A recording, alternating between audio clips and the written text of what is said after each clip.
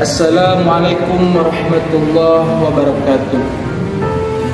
Alhamdulillahi rabbil alamin, arrahmanirrahim, maliki yaumiddin. Asyhadu an la ilaha illallah wa asyhadu anna Muhammadan abduhu wa rasuluh. Amma ba'du.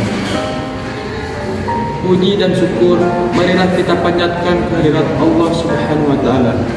Karena atas berkat rahmat dan karunia-Nya kita dapat diberikan kesempatan.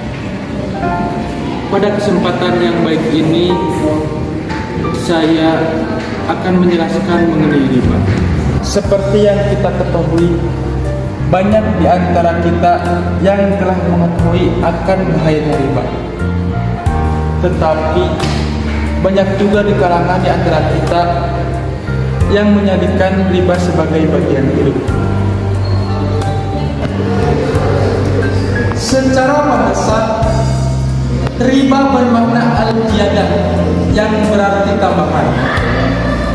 Sedangkan secara istilah, riba diartikan sebagai penetapan bunga atau melebihkan jumlah pinjaman saat pengembaliannya. Allah berfirman dalam surat Al-Baqarah ayat 275.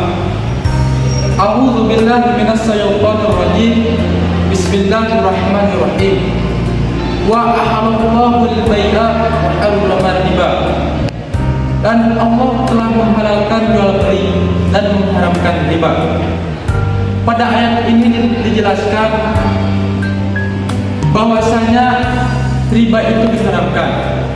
Jadi jangan sekali-kali kita melakukannya.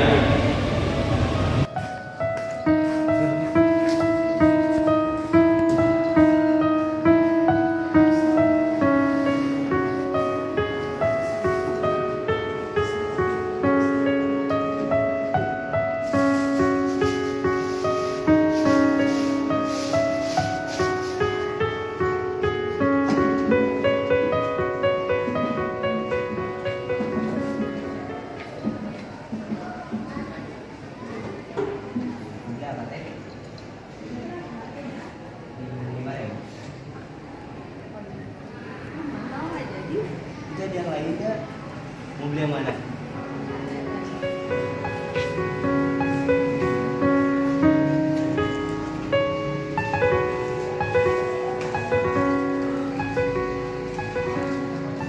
Beli apa teh?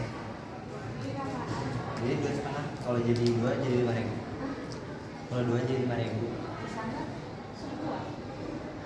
Di sini beda, di agak naik juga dari sana.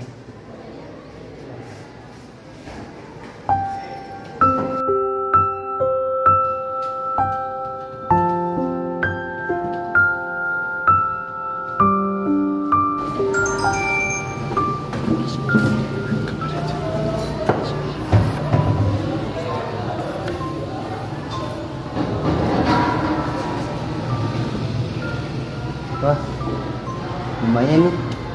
Cobain ya.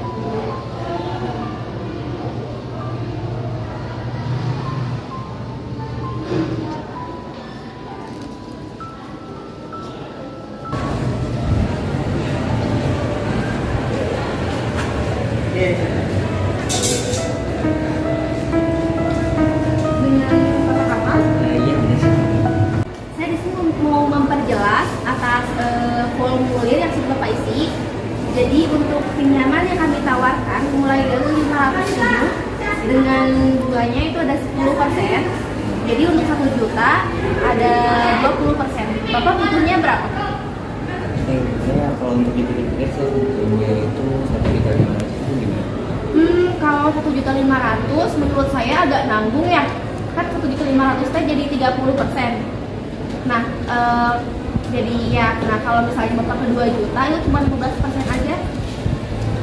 Kalau untuk kembalinya sih gimana? Kalau saya 2 juta kan besar ya dia. Iya. Maksudnya saya nanti katanya dia bisa memegang dengan uang itu.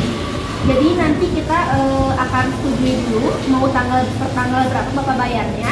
Dan kalau misalnya Bapak nggak bisa bayar melewati tanggal yang udah kita setujui, maka bunganya akan saya tambah menjadi 5%. Gitu. Baik Bu, kalau misalnya emang semisal nanti saya bisa kembali tersebut, mungkin saya akan terima. Ya. Tapi diusahakan jangan melewati tanggal ya Pak ya, karena di sini juga kami itu lembaga ya, jadi harus sesuai prosedurnya. Kalau misalnya Bapak melewati, maka aset-aset Bapak mungkin akan kami ambil. Dealnya di angka 2 juta ya Pak ya. Saya mulai dari tanggal sekarang tanggal 3 November ya Pak. Jadi dicicil mulai tanggal 3 Desember. Silakan terima uangnya. Deal. Terima kasih ya.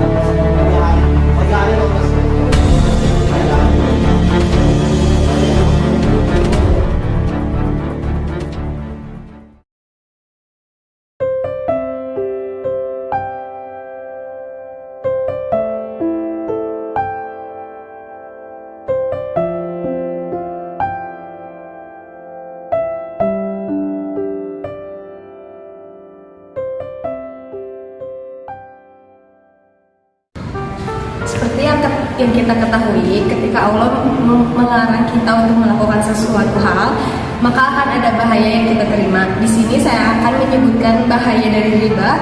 Yang pertama, Allah tidak akan memberikan berkah untuk mereka yang melakukan riba. Yang kedua, bahaya untuk melakukan riba adalah memperputus tali persaudaraan. Yang ketiga, penyebab dari krisis ekonomi. Yang keempat, harta yang kita sedekahkan ataupun harta yang kita gunakan tidak akan berkah. Yang kelima, riba merupakan kebiasaan dari orang Yahudi.